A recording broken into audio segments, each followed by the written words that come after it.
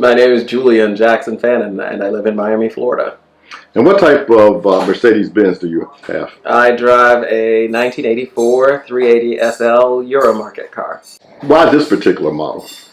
I have always been fascinated with the allure of the R107 chassis Mercedes since I was small. I'm a child of the 80s, and I remember seeing the car on television series in Dallas and in Heart to Heart, and Richard Gere driving his SL in American Gigolo, so I've always wanted one, and as soon as I was old enough to get one and afford one, I bought one. And what do you enjoy about driving this car? I enjoy mostly that the Euromarket 380s have more power than their US counterparts. And I also enjoy the fact that it has the Euro styling of the SLs versus the US stylings with the giant bumpers and the 4 sealed beam headlights. I thought that the overall design of the car is better with its European specifications, so that's what I enjoy about mine.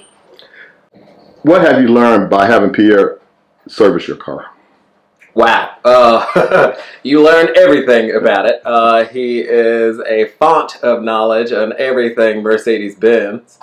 And so his knowledge really seems endless when it comes to classic cars, and particularly the R107. So there's nothing on the car that he does not know about, and has a broad base of knowledge in how to repair it or how it should be to its factory specifications. How do you feel that this particular model, Mercedes, complements your personality? Oh, well, I think it's the perfect blend of luxury and sport.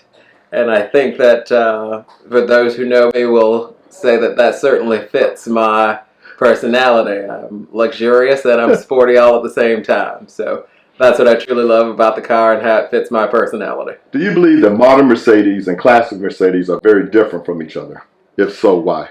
I think that the modern Mercedes and classic Mercedes are different. I think the philosophy that they had with the classic cars in terms of their engineering and engineering the car for a lifetime is markedly different than how they approach it now with modern Mercedes cars. It's not to say that they aren't good cars, it's just that the focus now, of course, is on more technology, electronic gadgetry, and things like that. And that the cars seem to be designed to need an upgrade a lot sooner, or you're going to trade and get a newer model, whereas the classic ones were built to last for generations. And I think that that's the primary difference between classic Mercedes Benzes and the new ones.